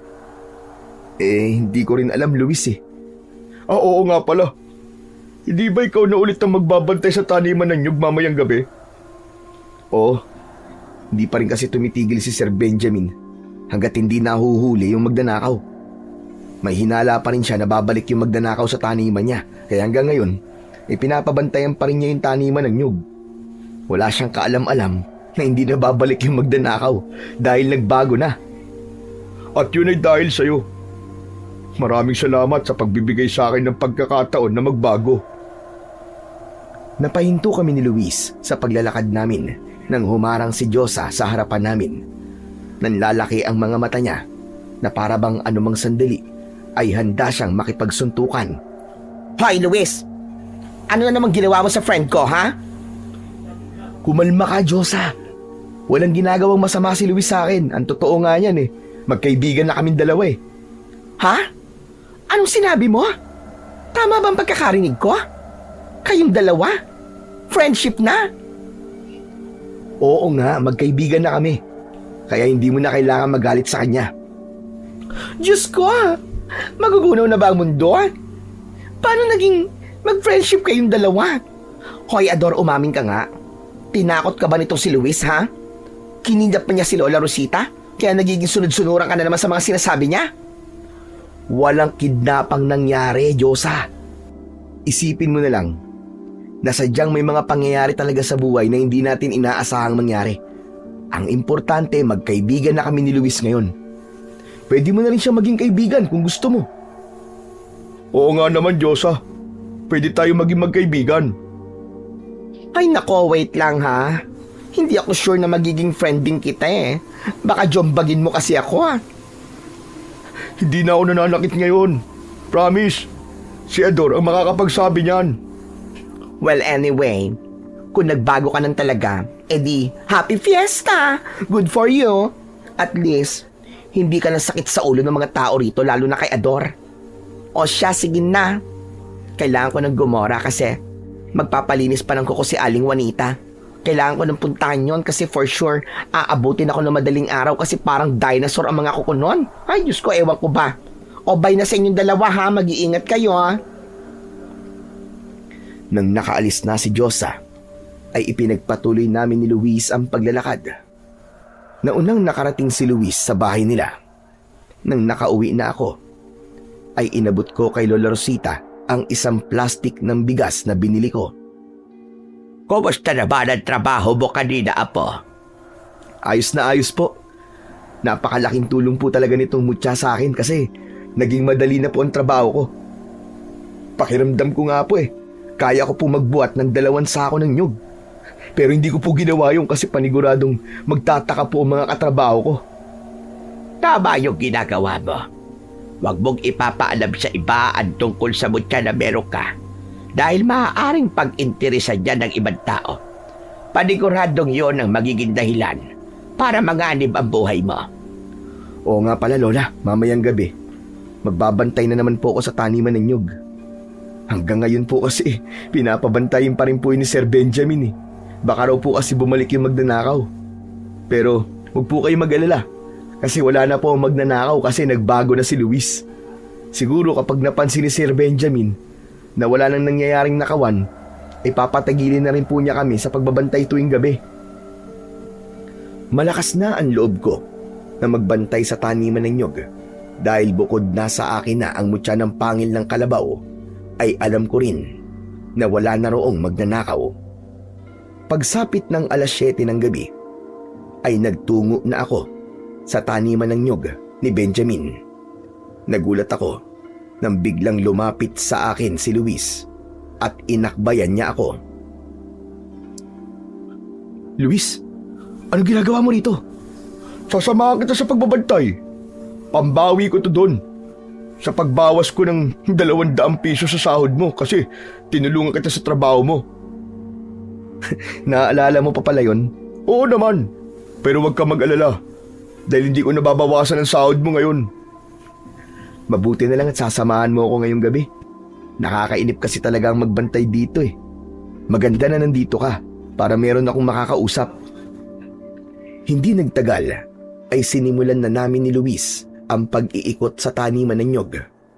Kahit alam namin na wala nang magnanakaw doon, ay kailangan pa rin namin gawin yon dahil baka nagmamasid si Benjamin. Paniguradong mapapagalitan kami kapag nakita niyang hindi namin ginagawa ang aming trabaho. Bilog at maliwanag ang buwan ng gabing yon, kaya kahit papano ay mas maliwanag ang paligid. Nang nasa labas na kami ng bodega, ay bigla akong kinalabit ni Luis sa braso. Bakit, Luis?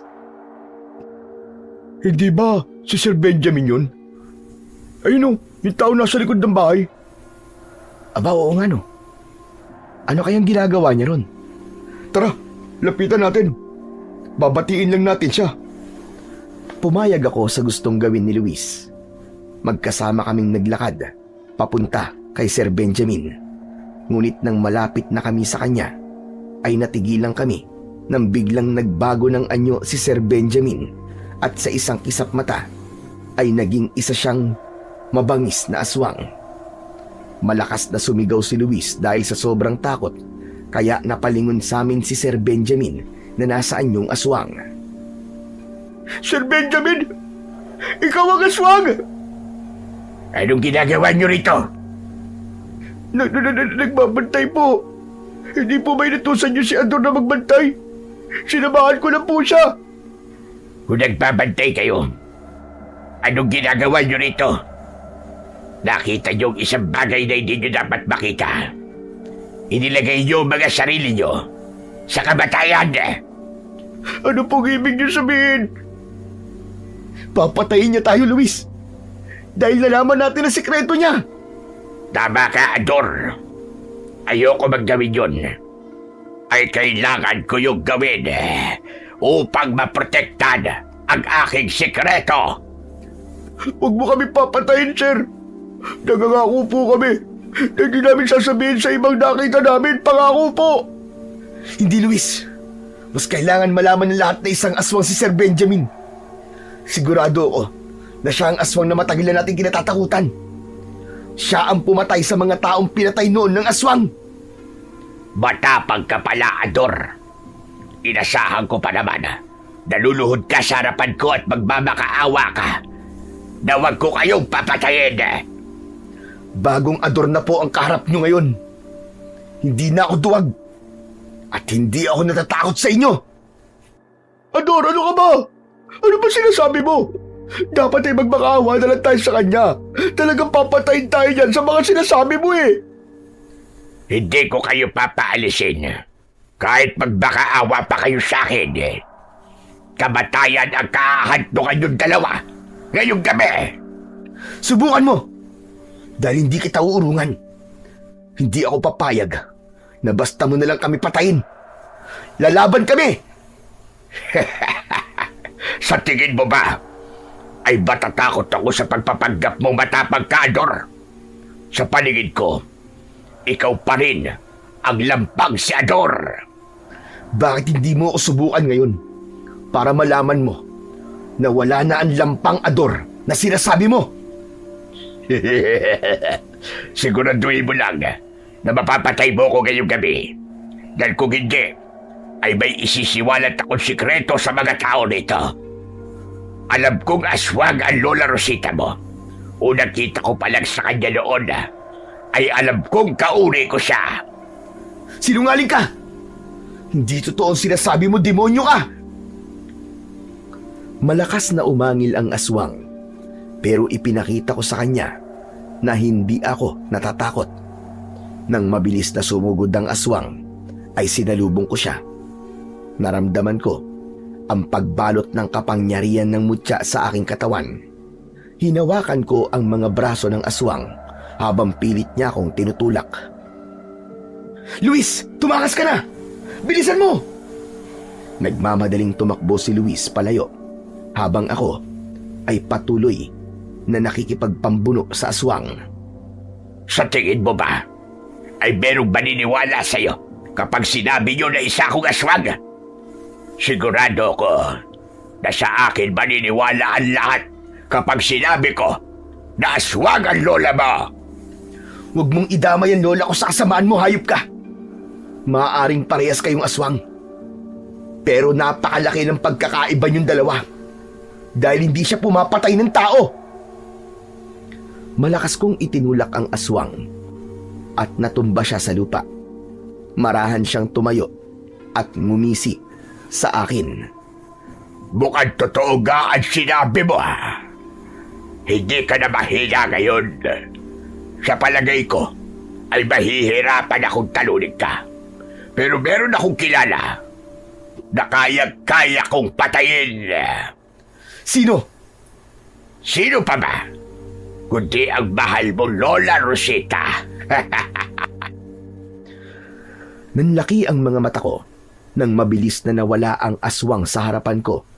Kinabahan ako dahil sigurado ko na papunta siya sa bahay namin para patayin si Lola. Mabilis akong tumakbo palabas ng taniman ng nyog. Sa labas ay nakasalubong ko si Luis na takot pa rin. Ano? Ano nangyari? Nagawa mo ba patayin yung aswang? Hindi, pero papunta siya sa bahay namin. Papatayin niya ang lola ko. Ano? Sasamahan na kita! Hindi ko na pinigilan si Luis nang kasama ko siyang tumakbo pauwi sa bahay. Panay ang dasal ko na sana ay maunahan ko si Sir Benjamin dahil kung hindi ay baka kung anong masamang mangyari kay Lola. Ador, totoo ba yung sinabi ni Sir Benjamin kanina? Na aswang din ang lola mo? Walang katotohanan yung sinabi niyang yun. Gusto na niya sirain si Lola dahil alam na natin ang sikreto niya. Malamang paraan niya lang yun upang lokohin ang mga tao. Kahit alam kong mapagkakatiwalaan ko si Luis, ay mas pinili kong wag aminin sa kanya na isa ring aswang si Lola Rosita. Para sa akin, ay mas makabubuti kung kami lang ni Lola ang nakakaalam ng bagay na yon. Mas lalo naming binilisan ni Luis ang pagtakbo hanggang sa nakarating na kami sa bahay. Kinatok ko ng malakas ang pinto at nakahinga ko ng maluwag nang buksan yon ni Lola Rosita. Nagtaka siya kung bakit humahangos kami ni Luis at sinabi ko na sa loob na lang kami mag-usap. Nang nasa loob na kami, ay uminom muna kami ng tubig ni Luis at saka namin hinarap si Lola Rosita para sabihin ang nangyari. Siguro naman ay pwede niyo nang sabihin sa akin kung anong nangyari at bakit para kayong hinahabol ng multo. Mas okay pa nga po kung multo lang talaga ang umahabol sa amin eh. Pero hindi. Aswang po tinakasan namin, Lola Rosita. Tama po sinabi ni Luis, Lola. Kilala na po namin kung sino po ang aswang na pumapatay sa mga tao rito sa atin. Si Sir Benjamin po. Ano ka ba? Si Sir Benjamin niya? Sigurado ba kayo sa sinasabi niyong yan? Ipapaalala ko lang ha, na masama ang magbintang ng hindi kayo sigurado. Sigurado po kami, Lola. 100%. Nakita po namin nang naging aswang po si Sir Benjamin. Muntik pa nga po niya kaming patayin eh. Mabuti na lang nakatakas kami. Tapos ang sabi niya ay papatayin ka daw niya. Ikaw daw ang uunahin niya. Abay, bakit naman ako ang uunahin ang damuho na yun? Abay, wala naman ako ron. Nung nakita niyo, naging aswang siya. Siguro po, dahil po nalaman namin ni Luis ang sikreto niya. Baka uunahin niya ang mga taong malapit sa amin. Malamang papatayin niya rin kami ni Luis. Dahil alam na po namin na isa siyang aswang. Gagawin niya yun para mapigilan kami na sabihin sa mga tao kung ano talaga siya. Tumigil kami sa pag-uusap nang maya-maya ay narinig namin ang sigawan ng mga tao sa labas. Narinig namin na pinapalabas ng mga tao si Lola Rosita at sinasabi nila na isa tong aswang. Doon ko napagtanto na ang sinabi ni Sir Benjamin na papatayin niya si Lola Rosita ay isang panlilin lang. Sinadya niyang umuwi kami ni Luis at ang totoo ay sinabihan na kagad niya ang mga tao na si Lola Rosita ang aswang. Apo, anong gagawin natin ngayon? Mukhang nabilog na po ni Sir Benjamin ang ulo ng mga tao. Kahit ano sabihin natin sa kanila, di baka hindi nila tayo paniwalaan, Lola. Mas makakabuti po kung magtago ka muna ngayon. Luis, itakas mo si Lola. Doon sa bintana sa likod, doon kayo dumaan. Eh paano ka, Tol? Kaya ko'ng sarili ko, sige na. Ako nangaharap sa mga tao. Bilisan niyo na, bago pa mapalibutan ng mga tao itong bahay. Hinintay ko munang makalabas sa bintana si Lola at Luis bago ko binuksan ang pinto. Tumiim ang bagang ko nang nakita ko ang hayop na si Benjamin na nasa unahan ng mga tao. Ilabas mo lola mong aswang, Ador.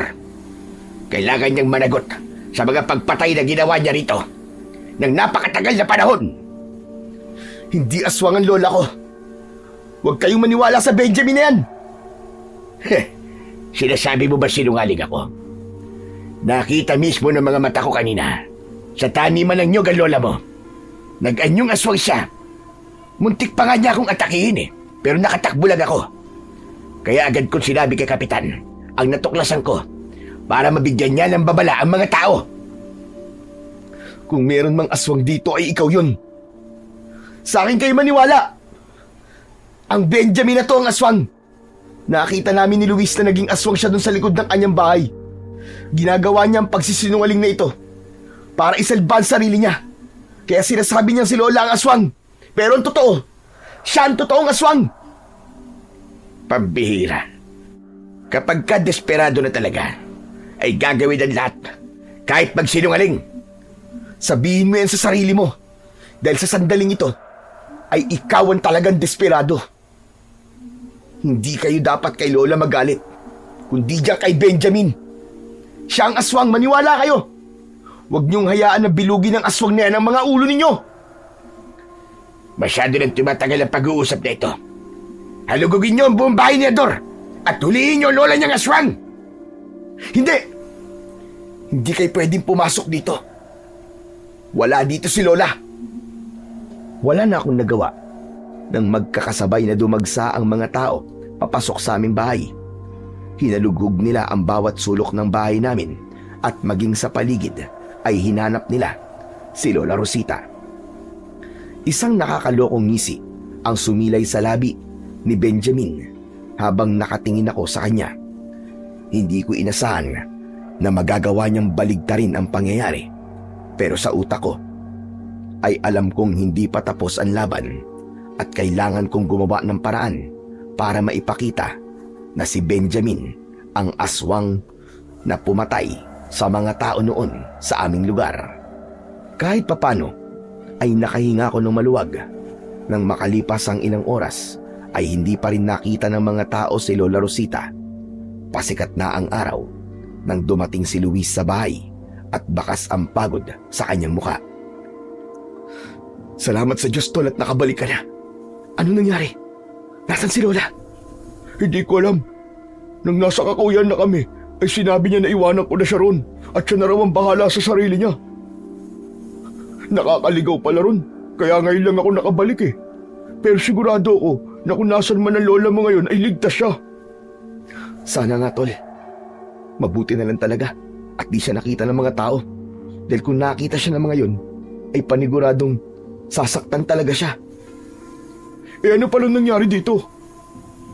Wala na. Nabilog na ng Benjamin ay ng ulo ng mga tao.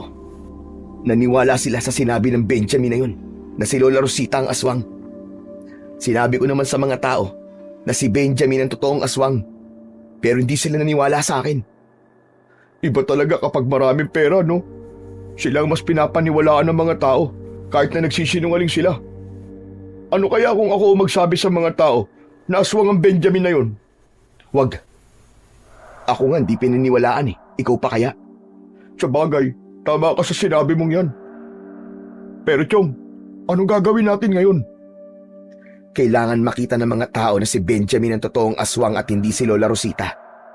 Kapag nangyari yun, ay hindi na magagawang magsinungaling ni Benjamin. Pero paano natin gagawin yun? Habang nag-iisip ako ng paraan, ay dumating si Diyosa. Humahango siya at labis ang kanyang pag-aalala.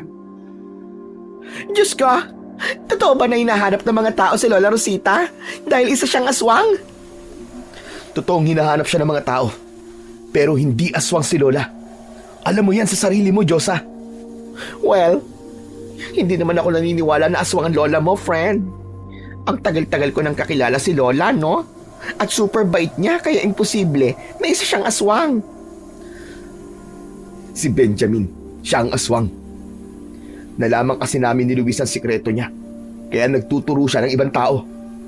Sinasabi ko na nga ba eh, may tinatagong baho ang Benjamin na yon.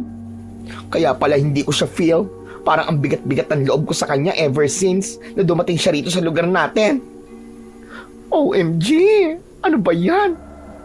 Nakakaawa naman si Lola Rosita. Nasaan kaya siya ngayon?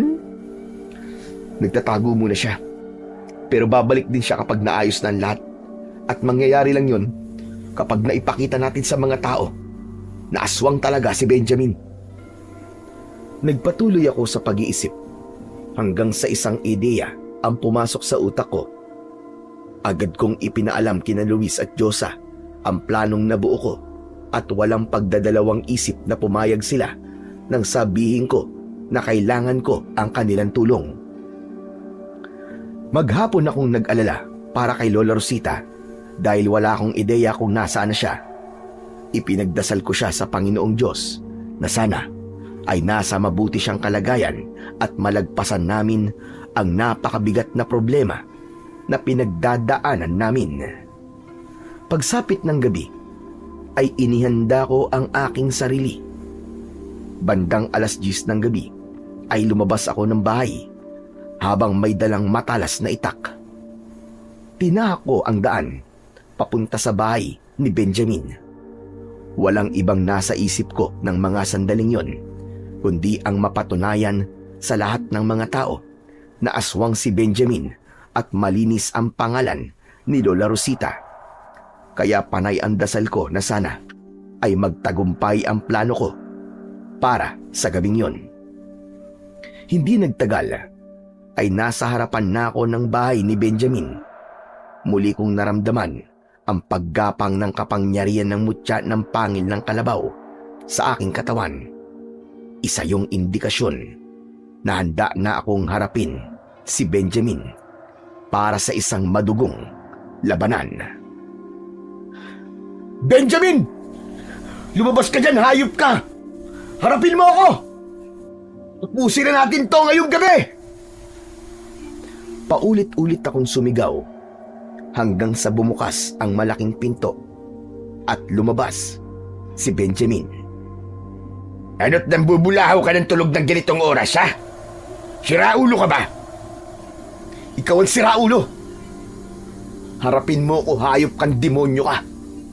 Maglaban tayo! Matira ang matibay sa ating dalawa! Talagang napakatapang mo na ngayon, ha? Alam mo, mas mabuti pa nakausapin mo ang lola mong aswang at pasukuin mo na siya sa mga tao. Dahil sa ginagawa niyang pagtatago, ay pinapaliit lamang niya ang mundo niya. Hindi dapat nagtatago si Lola ngayon kung hindi mo siya inakusang aswang. Isa rin akong aswang. Kaya alam ko kung katulad ko ang isang tao.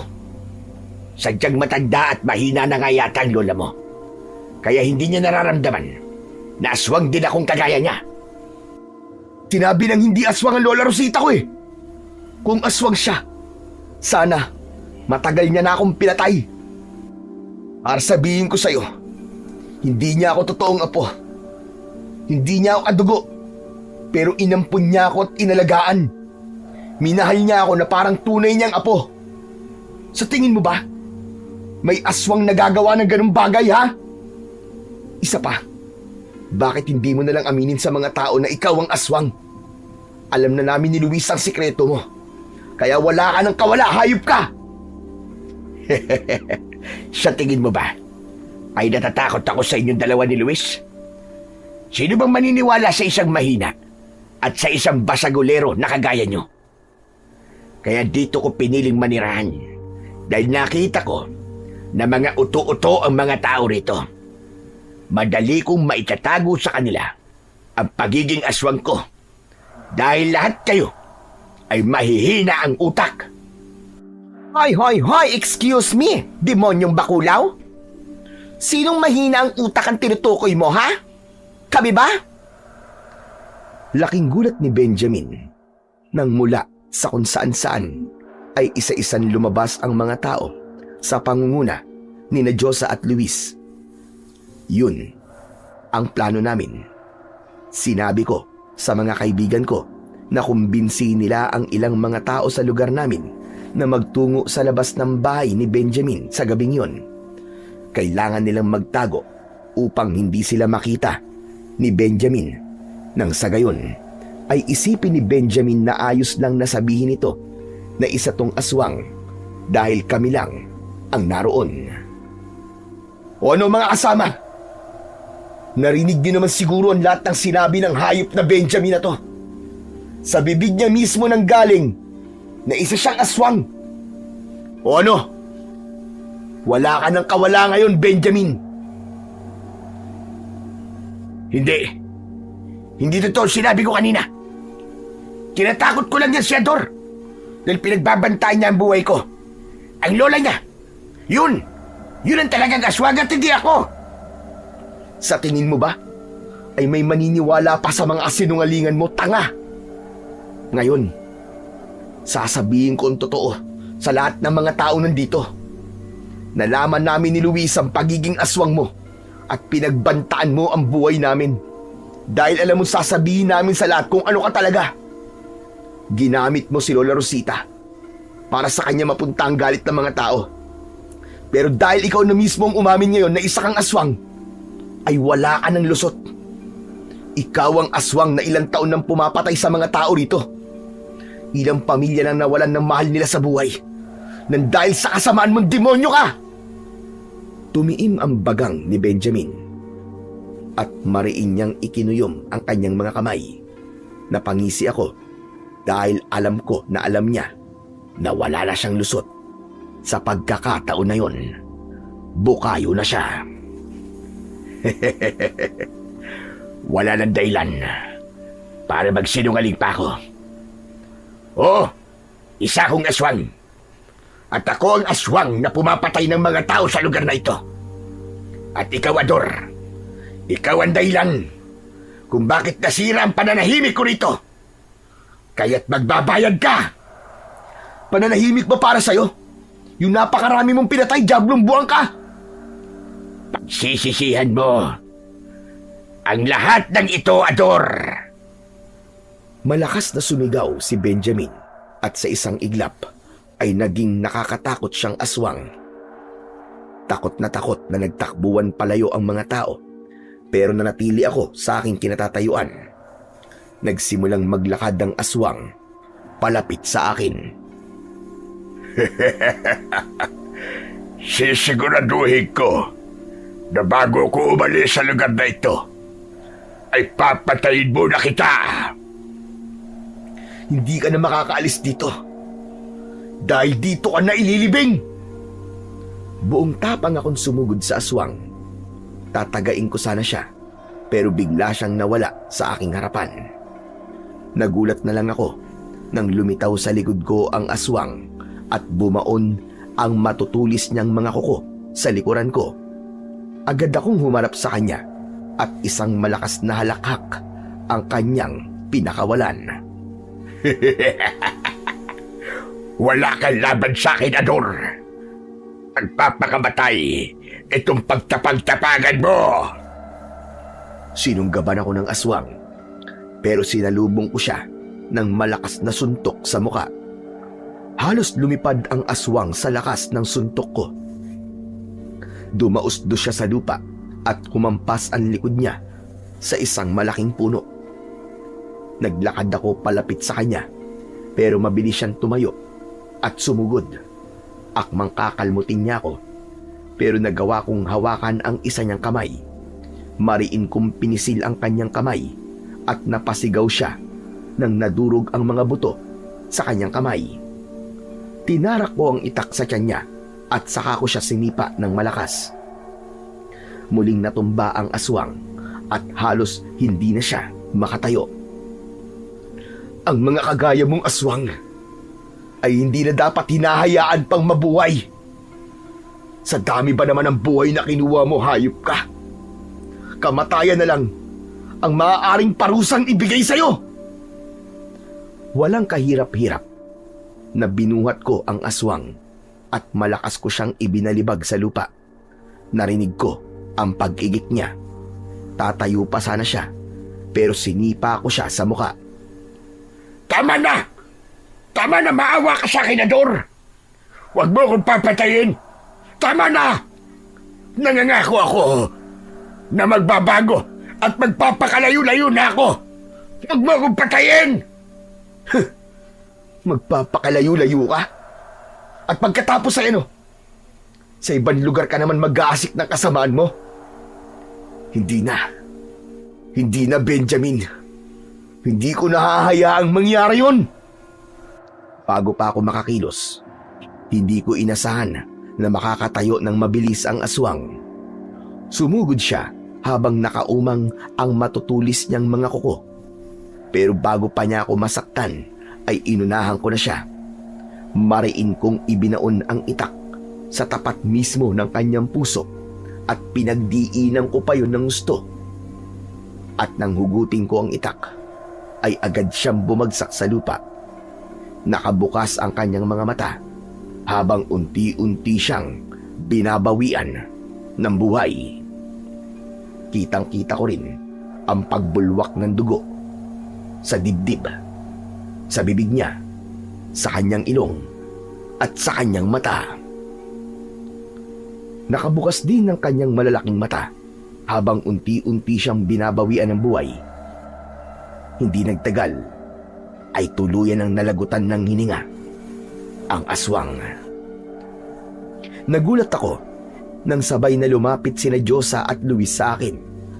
Tuwang-tuwa sila dahil nagawa kong paslangin ang aswang na si Benjamin. Wow! OMG! Grabe ka, friend! Hindi ko ni-expect na super galing mo pa nang makipaglaban, ha?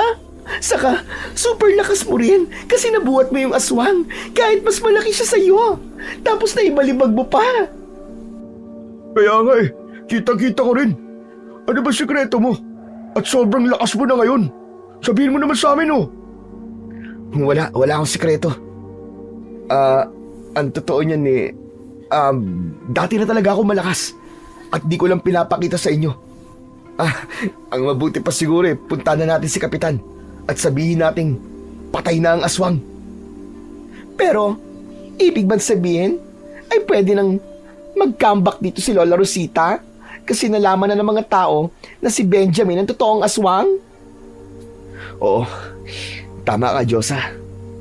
Makakabalik na rito si Lola Rosita at sigurado ako na matutuwa yun kasi nalinis na natin ang pangalan niya.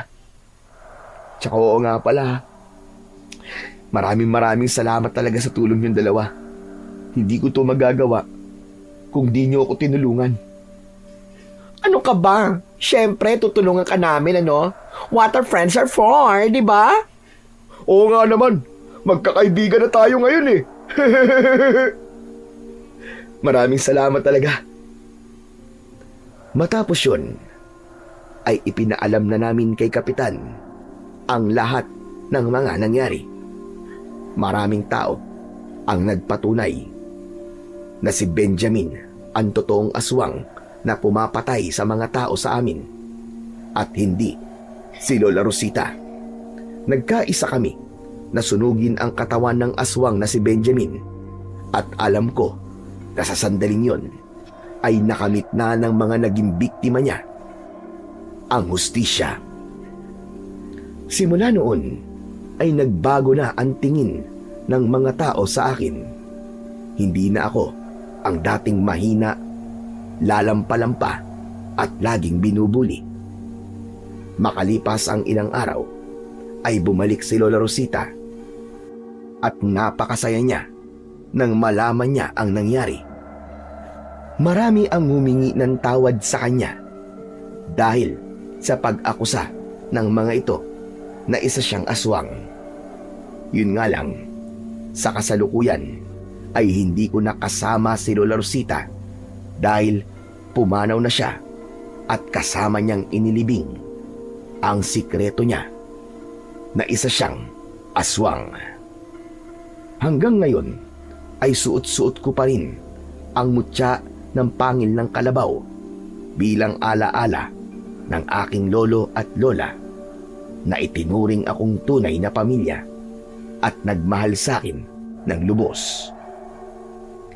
Marami akong natutunan sa lahat ng nangyari sa aking buhay. Naiintindihan ko na walang masama kung mahina ka sa simula. Pero magiging mali lang yon kung hahayaan mong maging mahina ka habang buhay.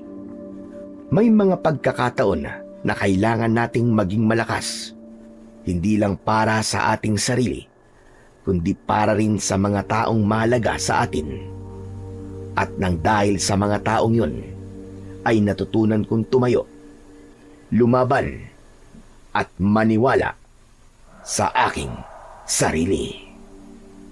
Hanggang dito na lamang po ang aking kwento. Sana ay marami kayong natutunan na magagandang aral. Sa kwentong ating napakinggan, sinasabi lamang, hindi naman masama ang maging mahina, sapagkat sa kahinaan natin, natututo tayong umasa, umunawa, at magpakumbaba. Ngunit hindi rin masama ang lumaban paminsan-minsan, lalo na kung ang ipinaglalaban ay ang tama at makatarungan. Ang lahat ng sobra ay nagiging masama. Kapag sobra kang mabait, maaari kang abusuhin. Kapag sobra ka namang matigas o masama, ikaw ay kakamuhian. Kaya ang dapat piliin ay ang pagiging patas at may paninindigan. Marunong umunawa, ngunit marunong ding magsabi ng tama na. Marunong magpatawad, ngunit handang ipaglaban ang katotohanan. Basta't alam mo sa iyong sarili na wala kang tinatapakan tao at wala kang sinasadyang saktan, magpatuloy ka ng matatag sa iyong landas. Sabi nga sa isang talata sa Biblia, sa aklat ng Roma 12:19, huwag kayong maghiganti, mga minamahal, kundi ipaubaya ninyo yon sa puot ng Diyos, sapagkat nasusulat, akin ang paghiganti, ako ang gaganti, sabi ng Panginoon. Sa huli, tandaan po natin na ang pagiging mabuti ay hindi kailanman nasasayang. Ang bunga nito'y tiwala, respeto, at pagmamahal mula sa mga taong nakakakita ng iyong katapatan. Marami ang kakampi at maniniwala sa iyo dahil ramdam nila ang iyong tunay na layunin. At higit sa lahat, sa mata ng Diyos, ikaw ay nagtatanim ng kabutihan, hindi lamang dito sa lupa, kundi maging sa langit. Kaya magpatuloy ka sa paggawa ng tama at ipaubaya mo sa Diyos ang mga gumagawa sa iyo ng masasama, sapagkat Siya ang makatarungang huhusga at gaganti sa tamang panahon. Maraming salamat po sa inyong walang sawang pakikinig at pagsuporta sa aking mga YouTube channel na The Voice Addict at mga kwento ni Apong Isaac. Huwag niyo din pong kalimutang mag-subscribe at i-hit ang notification bell para sa mas marami pang kwentong aswang at katatakutan mula sa mundo ng kababalaghan. Hanggang sa muli po, at pagpalain po nawa kayong lahat ng Diyos na may kapal.